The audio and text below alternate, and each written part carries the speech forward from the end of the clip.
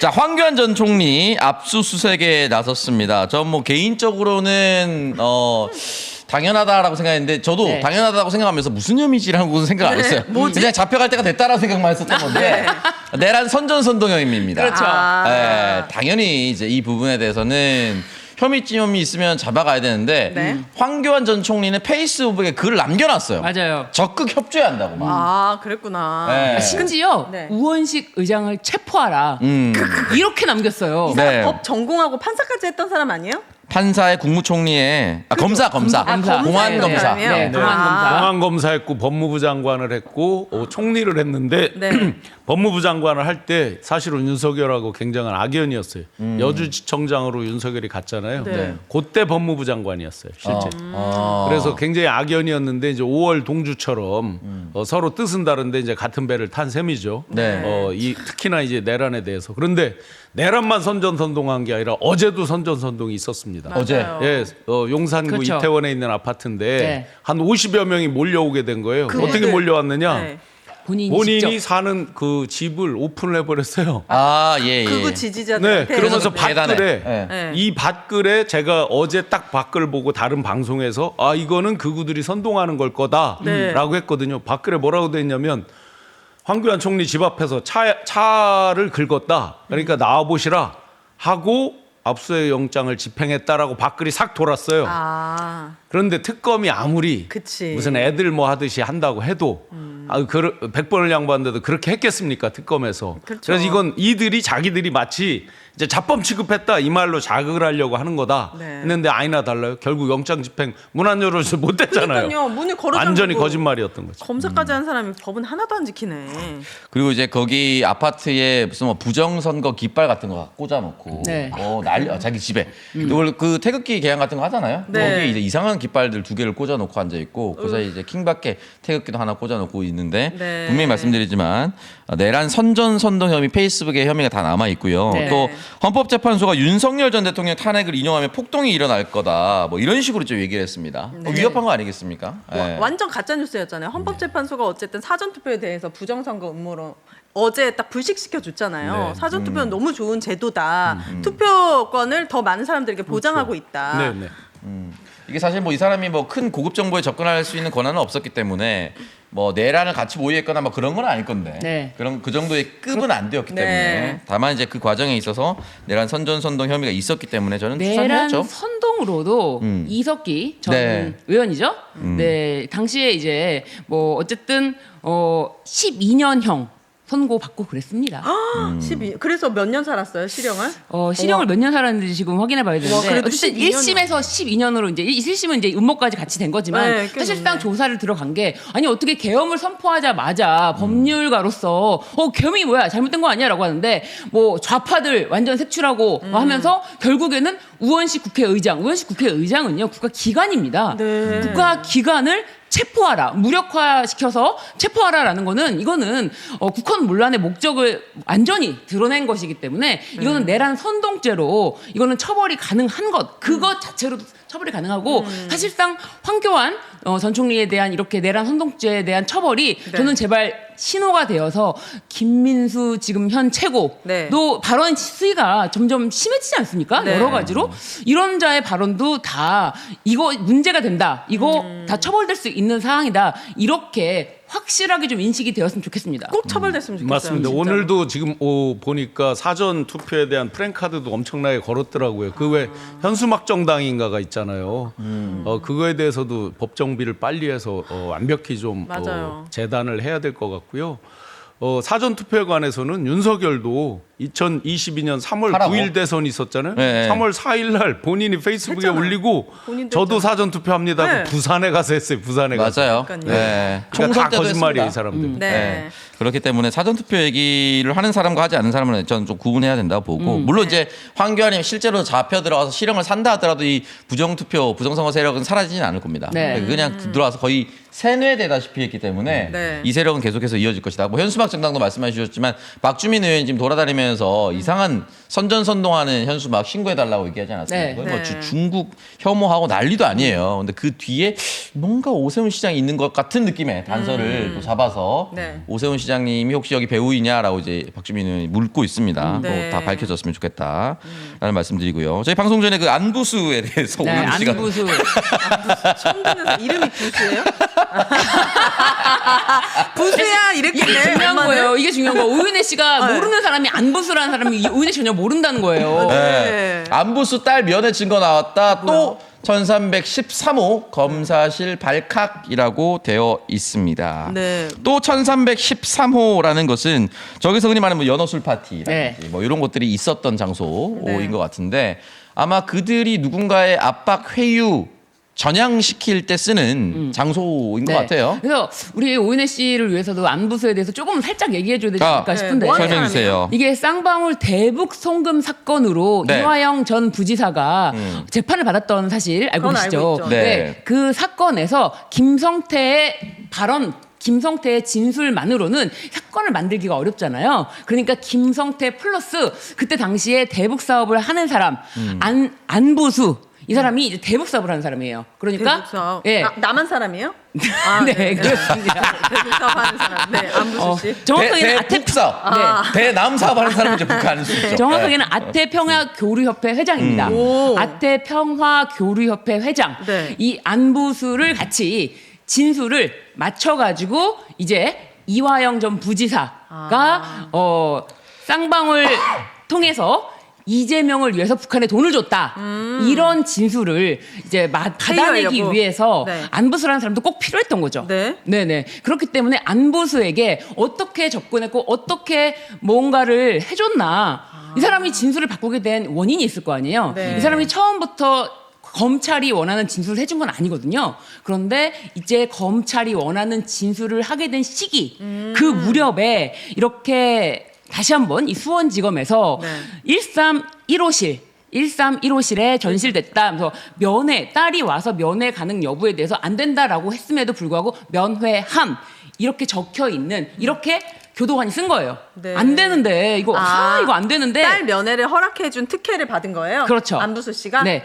더 신기한 거는 네. 딸이 뭐 면회에 대해서 그런 면회에 대해서 박상용 검사에게 그런 거를 이제 국회 요청? 국감에서 네. 장경태 의원이 막 묻습니다. 장경태 의원이. 네. 근데 이것에 대해서 자신은 처음에 뭐 딸이 와가지고 뭐 휴대전화 가져갔다 뭐 이런 식으로 이야기를 하다가 휴대전화 주는 것 때문에 만나게 한 적은 있다 이렇게 이야기하다 그 날짜가 잘못 이야기가 된 거예요. 그러니까 한 번이 아니었던 거구나. 예. 한 번이 아니었다. 안부수 씨는 지금 감옥에 있나 보죠? 지금은 아마 아직도 감옥에 구속된. 있어요. 예, 예. 구속된 예. 상태군요. 그러니까 회유하기 위해서 안부수가 딸에게 통화할 수 있도록 또 딸과 네. 만날 수 있도록 수차례 검찰에서 편의를 제공해줬다. 네. 그래서 이 안부수가 이 받은 원래 압수된 안부수의 핸드폰이 압수된 상태였거든요. 네. 근데 그거를 딸에게 전달을 해줍니다.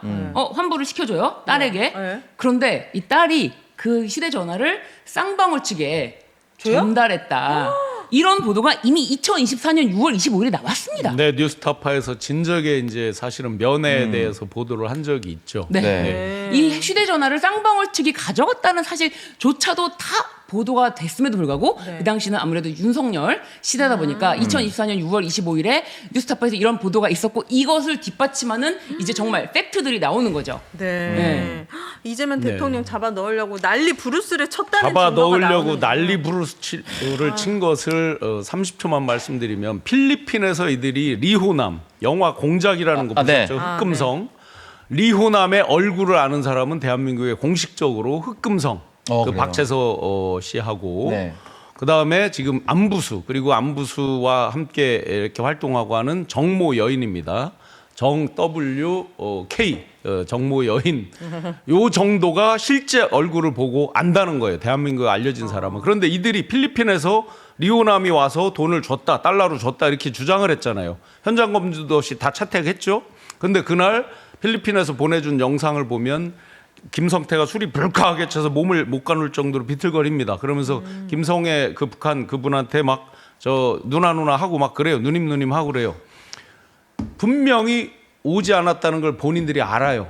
알면서도 똑같이 그렇게 위증을 하면서 결국은 궁극적으로는 이재명 당시 대표께 아주 치명적인 타격을 주고 이화영 부지사에게도 치명적인 타격을 주게 된 거죠. 네. 그래서 너무너무 사실 화가 나는. 이거 진짜 바로 잡혀야 될 텐데 이화영 부지사님이 좀 형을 좀 세게 받지 않았어요? 그렇죠. 최근까지? 네네. 9년인가요? 7년으로 이제 대법원 최종 확정인 네, 걸로 알고 있는데 네, 심지어 이제 교도관이 출정하면 이렇게 교도소에 있다가 가족 면회를 뭐 구치소에서 할 수는 있어도 검사실에서 이렇게 가족을 면회할 수가 없다. 그렇기 때문에 네. 출정 시 가족 간 만남을 할 수 있는 근거 조항이 없어서 교도관이 적어둔 것 이렇게 비고란에 이렇게까지 남겨둔 거예요. 네. 가족이 면회했다라는 걸 확실히 남겨두고 출정 시 이렇게 면회할 수 있는 규정이 없다. 이런 것까지 적어둔 거예요. 특혜를 준 적어뒀는데 이것에 대해서 이제 국감시 박상현 검사에게 물어보자. 이거 교도관이 잘못 적은 거라고. 네, 바로 말을 바꾸죠. 너가 잘못 말한 거겠지. 어쨌든 지금 검찰의 행태가 기고만장할 타이밍이 아닌데도 불구하고 그러니까요. 기본적으로 이제 박상용 검사가 국회 출석해서 이제 국회의원들과 질의를 하는 걸 보면 그동안 이제 검찰이 어떻게 해 왔는지를 충분히 엿볼 수 있는 장면들이 많이 보입니다. 박상용 검사 같은 경우에도 여러 가지 이제 논란이 있음에도 불구하고 굉장히 흔히 말하는 굉장히 뻗댄다라고 하죠.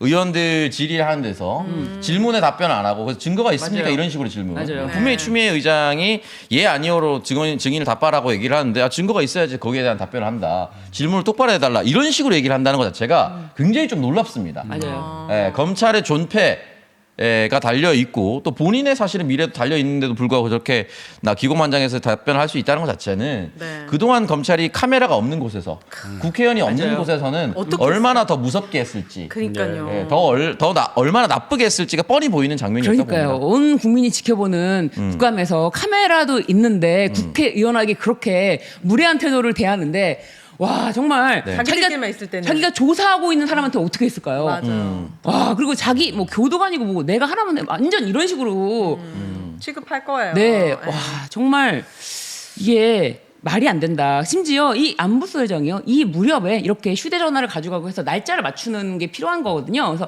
서로 뭐 김성태하고도 말을 맞추려면은 서로 없었던 일을 있게 만들려면은 서로 간에 언제 만났다고 하죠. 예를 들면 그런 게 필요하지 않겠습니까? 네. 그런 거를 짜 맞추기 위해서 그 자신의 휴대전화를 쌍방울 측에 넘기면서 그거를 일정을 조율했다. 이런 취지의 보도가 뉴스타파를 통해서 나왔거든요.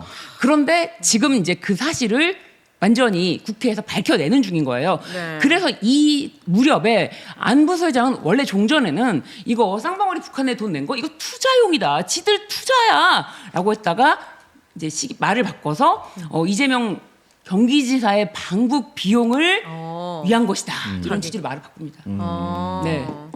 자 어쨌든 이 부분이 정권이 바뀌었고 또 이제 검찰권을 통제할 수 있는 행정부 권력이 있기 때문에 법무부 권력이 있기 때문에 좀 하나씩 바로 잡아 나갔으면 좋겠다. 그리고 또 이제 진술을 바꾼 증인들이 많아요. 진술을 맞아요. 바꾼 피의자도 많고요. 네. 네, 그렇기 때문에 이제 진실이 좀 드러나고 있는 과정이라고 저는 생각이 듭니다. 근데 참 신기한 게 남욱 변호사 같은 경우는 진술을 바꿨다라기보다는 이제 원래 진술이 지금과 과거와 같아요. 근데 윤석열 정권 당시의 진술이 헷가다. 그러니까 이제 그러니까 처음에 남욱의 등장은 JTBC에서 대장동을 처음 보도할 때 이재명 당시 시장 씨알도 안 먹히는 사람이다. 그렇게 얘기하면 사실은 저희 모두 안심했거든요. 맞아요. 이게 네. 저 사람도 잡혀갈 수도 있는 상황에서 굳이 이재명 후보를 보호해줄 게 아니거든요. 네. 그러니까 진실대로 얘기한 거예요. 근데 갑자기 윤석열 정권이 들으니까 갑자기 이게 이재명 당시 시장으로 달리기 시작하는데 미치는 거예요. 근데 정권의 교체가 딱 됐어요. 네. 다시 돌아왔습니다. 원래 원상복구가 됐어요. 그래서 저는 이 원상복구된 게 진실이라고 봅니다. 맞아요. 제일 지금 이제 우리가 분노해야 될 지점이 레거시 미디어라고 하는 그 소위 이제 대형 언론들이 하나도 그 실체적 진실에 대해서 보도를 안 하는 거예요. 맞아. 지금 봉지욱 기자 그 앞에 이제 빨간 아재님이 계속 법정에서 그걸 취재해서 이제 얘기를 박효숙 했죠. 기자가, 네. 가장 중요한 뭐 수만 가지의 여러 의혹들 그리고 말을 바꾸는 과정들이 있지만 가장 중요한 거 한 가지만 예를 들면 남욱 씨가 2심 재판이 잘못됐다라고 본인 입으로 얘기를 해요. 왜 그러느냐? 뇌물을 줬다는 건 항상 모든 걸 대질해서 맞춰야 되잖아요. 서로 당사자가 부인하고 있으니까. 그런데 돈을 줬다는 날짜가 달라요. 타임라인하고 아이고야. 다 달라요. 그래서 돈을 준 날짜 시점이 다른데 어떻게 그걸 유죄로 합니까? 라고 남욱 씨가 얘기를 하죠. 법정에서. 아무 데도 보도 안 하고 유튜버들만 몇몇만 봉지욱 기자 열심히 했고 저도 그에 대해서 이제 말씀을 드렸고 지금 이 순간까지도 메이저들이 보도를 안 해요. 얼마나 중요한 게 바뀌었어요. 그러면 뒤집어서 그 피의자로 지금 재판을 받고 있는 누구야 김용 부원장이나 이런 당사자들은 이미 2심 재판까지 다 끝난 상황이에요. 거의 대부분 2심에서 대법에서 거의 굳어지잖아요. 대부분의 사건은. 네. 그러면 진짜 요번에 말 안 바꾸고 이랬으면 꼼짝없이 그냥 다 당할 뻔한 거 아니에요? 그대로 이제 확장되는 거죠. 네. 예. 저는 이제 김용 부원장 같은 경우는 파기환송이 좀 됐으면 좋겠다는 그런 생각이 그러니까요. 듭니다. 예. 그랬으면 좋을 텐데 네. 지금 대법원 구성이 워낙에 좋지 않기 때문에 아, 맞아요. 좀 그런 점이 많이 걱정되는 점은 사실 정말 사실관계대로 판단만 된다면 무슨 걱정이 있겠습니까? 맞아요. 예. 이게 뭐 쌍팔년도도 아니고 5, 60년대도 아니고 지금 2025년도에 이게 법정에서 일어날 수 있는 일입니까? 내란을 기점으로 계엄을 기점으로 정말 모든 사람들이 본색을 드러내고 있지 않습니까? 네. 그렇기 때문에 뭐 쌍팔년도를 떠나서 더 지금 심각한 상태라고 봅니다. 저는 대법원이. 그래서 진짜 이게 저는 그 우리 지지자분들이 조금 으쌰으쌰해서 네. 개인적으로는 저는 이제 민주당 당원이니까 민주당 지지자분들은 민주당 당원분들은 민주당보다 이재명 대통령을 조금 더 생각해 주셨으면 좋겠습니다. 이거는 노무현 정부에서 얻어야 할 유일한 교훈 중에 하나라고 저는 생각이 듭니다. 지금 현 시점에서. 왜냐하면 네. 그 당시 이제 저는 민주당에 여러 축이 있습니다. 해공, 신익희, 김대중, 노무현, 김근태 이런 사람들도 있거든요. 네. 근데 이제 김근태 의장 같은 경우 노무현 정부 재임 시절에 뭐 4대 개혁 입법이라든지 당에서 하고 싶은 일을 좀 더 강하게 추진했고 저는 뭐 그건 나쁘진 않다고 보는데 뭐 이렇게 하다가 대통령이랑 좀 어긋나면 뭐 배지 떼고 토론합시다 이런 얘기까지 나왔었어요 그 당시에. 그 당과 여당과 정부가 각을 세웠죠. 근데 네. 어떻게 보면 그게 건전한 토론일 수도 있는데 이게 결국은 노무현 대통령을 흔드는 결과를 냈습니다. 그렇구나. 그래서 노무현 대통령이 굉장히 재임 시절 힘들었어요. 근데 그 교훈을 지금 우리 민주당이 좀 알아야 됩니다. 그래서 적어도 당이 정부의 발목을 잡진 않아야 되고요. 지금도 당에서 얘기는 했습니다. 지금 에이펙 기간이에요. 네. 대한민국 명운을 가릴 수 있는 또는 전 세계의 경제 동향을 결정하는 한 주입니다. 네. 그게 전부 대한민국에서 일어나는 그쵸. 겁니다. 그럼 여기에서 조금 더 대통령이 돋보이게 해주고 대통령이 국가 운영을 할 수 있도록 좀 도와주고 당연한 이런 거 서브를 해줘야 됩니다. 그러니까 이거를 잘 지켜줬으면 좋겠다. 그리고 끝나고도 마찬가지예요. 네. 현 정부가 출범한 지 5개월이 채 되지 않았습니다. 가장 힘이 있어야 되고 가장 돋보여야 되는 이 시점에도 네. 잘 보이지 않는 경우가 있습니다. 간혹. 네. 그렇기 때문에 좀 발맞춰서 갔으면 좋겠다. 이게 아닌 것처럼 하면서 어긋나는 게 가장 나쁜 행동인데 아예 대놓고 들이박으면 하지 말라라고 얘기를 해야 네. 할 수 있어요. 약간 이준석식 행동이 가끔씩 우리 당에 보일 때가 있습니다. 나는 우리 당에 애정이 있기 때문에 이렇게 얘기할 수 있는데 이준석 너 왜 여혐해? 나 여혐한 적 없는데. 근데 싹 20대 남자애들 끌어가지고 남자애들 편들어주면서 여혐하도록 분위기를 만들어요. 가장 나쁜 거거든요. 그치. 차라리 각을 세우면 너 나쁜 새끼라고 얘기하면 되는데 나 그렇게 말한 적은 없는데 이렇게 된 거죠. 당이 가끔씩 그런 모습을 보일 때가 지금 있습니다.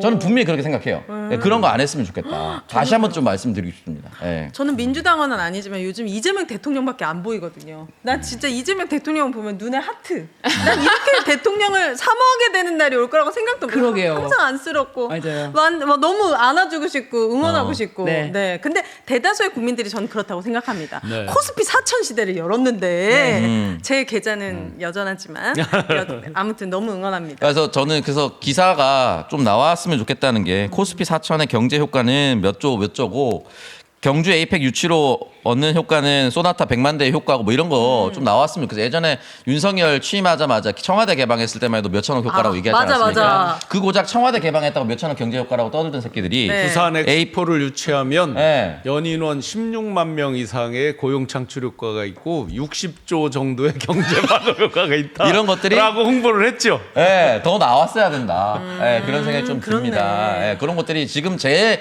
눈에는 잘 안 보여요. 그만큼은 안 보이는 것 같아요. 그렇네요. 진짜 중요한 말씀하셨어요. 슈퍼위크입니다. 네, 외교의 슈퍼위크, 에이펙 맞습니다. 주간입니다. 어제부터 정부에서 공식적으로 에이펙 주간이고 사실은 이 기간에는 모든 보도나 이런 것들이 경주에 이목이 집중되는 게 정상이에요. 맞습니다. 일을 하는 거잖아요. 일. 물론 우리가 이제 비정상을 정상화로 만들고 과거를 청산하기가 당연히 중요합니다. 그런데 이 시기에는 과연 대한민국 정부의 미래 명운이 어떻게 될 건가 하는 그 그 일에 대해서 더 집중이 되면 좋겠습니다. 네, 너무 응원합니다. 네. 손대는 것마다 너무 다 잘 돼가지고 이번에 캄보디아도 대통령 딱 만나가지고 직접 다이렉트로 대통령 윤석열은 가서 ODA 다 퍼준다고 범죄자들 다 눈 감았는데 우리 이재명 대통령은 딱 앞에서 얘기하잖아요. 이런 범죄를 낮춥시다. 네. 아 진짜 아예 차원이 다른 인간이잖아요. 윤석열과는 차원이 다릅니다. 뭐 사실은 그게 캄보디아를 위한 것이기도 해요. 맞아요. 맞아요. 범죄율이 높다는 게 그 국가에 좋은 게 뭐가 있습니까? 관광 못 가죠. 네, 그렇기 때문에. 그래서 그런 걸 철저하게 하게 되면은 이재명 대통령이 그렇다면 이제 우리도 그 여행 경보 조치에 대해서 좀 하향 검토를 하겠다 이제 그렇게까지 얘기를 했으니까요. 네. 예, 그런 게 좀 철저하게 이행이 되는 거를 좀 지켜봐야 되죠. 네. 네.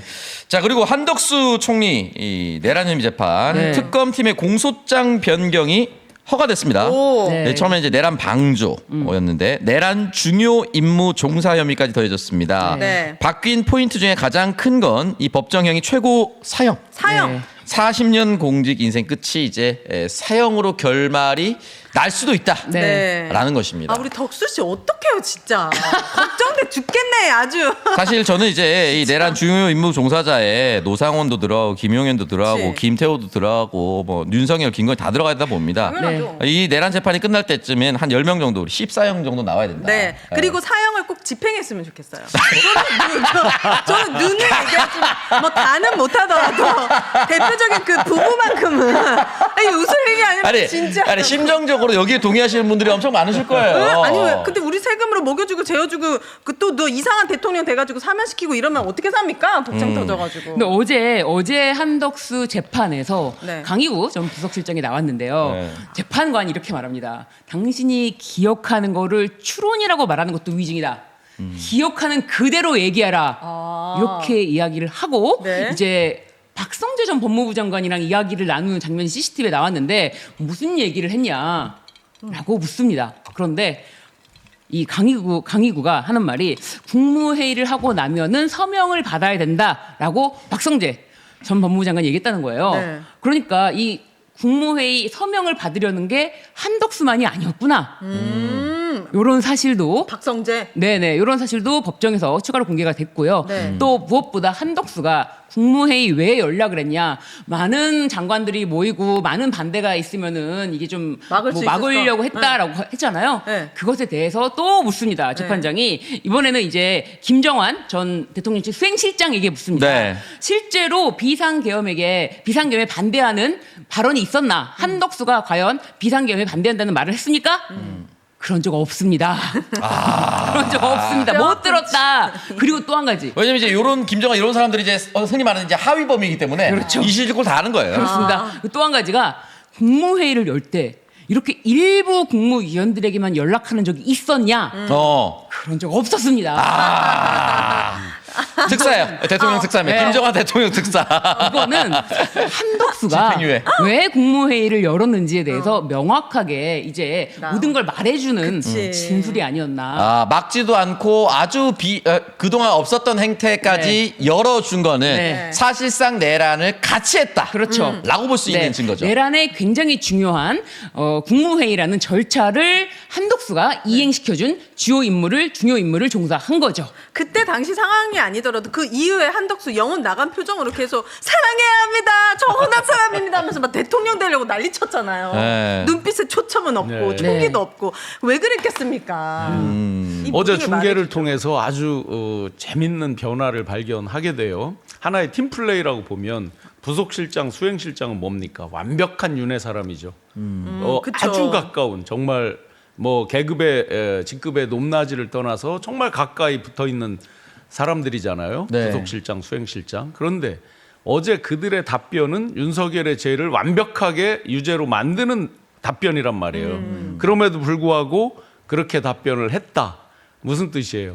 한덕수에 대해서 완전히 빡친 거죠. 네. 한덕수가 자기가 혼자 살으려고 막 이렇게 다 부른 거죠. 자기는 말렸다 뭐 했다라는 식으로 계속 하다 보니까 자기 변호만 하고. 일종의 팀 플레이로 본다 그러면 윤팀 쪽에서는 한에 대해서 완전히 이 그래요? 서운한 감정을 그대로 드러냈다라고 해석할 수 근데 왜 있겠죠. 구속도 안 해요 아직도 한덕수는? 그게 문제예요. 또 지난번에 그 구속 전담 판사들이 문제입니다. 수원 3인방, 수원 브라더스. 네. 그 3인방이 정말 문제가 있기 때문에 박성재, 한덕수 그리고 지금 최혜병 사건에서 런종석. 임성근 빼고 다. 그러니까. 5명 다 기각, 전원 기각. 네. 이 구속영장을 담당하는 구속영장 전담 판사들이 굉장히 문제다. 이 점은 정말 잊지 말고 이것이 바로 조기대 코트가 전진 배치시킨 영장 전담 판사들이 내란을 이거는 기획적으로 막고 있는 게 아닌가 그런 생각이 듭니다. 내란 진압을 막고 있다. 그러니까 내란 진압을 막는 것이 어떻게 법원일 수가 있는가? 저는 이 점에 대해서도 아니 지금 다 재판 과정에서 공개되는 결과 어떻게 구속이 안 돼 있어? 라는 생각을 모든 국민들이 할 거 아닙니까? 그런데 이자들은 대놓고 했다라는 거예요. 저는 이자들에 대해서 영장 전담 판사 이 사람들에 대한 나중에 법 왜곡죄도 좀 적용이 돼야 되지 않나. 네. 지금 현재는 법 왜곡죄라는 게 없지만 그런 법률 조항을 만들어 놔야 이런 짓을 못하지 않을까 그런 생각이 듭니다. 독일에 이미 있는 네. 법률이고 적용되고 있는 법입니다. 실제 나치 전범 이런 거를 비틀어서 이제 하려고 했던 이런 거에 적용이 되기도 하고 네. 대법에서 필사적으로 자기들까지 오는 거를 지금 계속 자르는 모습이 보여지잖아요. 그중에 핵심적인 단어 하나만 말씀드리면 박성재 장관 위법성에 대한 인식이라고 얘기를 하잖아요. 그 위법성에 대한 인식을 남이 재단하기가 쉽지 않잖아요. 사실은 여러 가지 객관적 정황으로다가 증거로 그걸 판단하는 거잖아요. 그럼 위법성에 대한 인식에 대해서 있다. 이 사람이 느꼈다라고 하는 순간 뭐가 돼요? 조희대 대법원장이 개최한 그 새벽 심야 회의 있잖아요. 12시 33분, 12시 46분 막 기사 나온 거 있잖아요. 이것도 위법성에 대한 인식이 있는 걸로 우리가 볼 수 있거든요. 그러니까 애초부터 이 싹을 자르려고 밑에부터 다 잘라내는 거죠.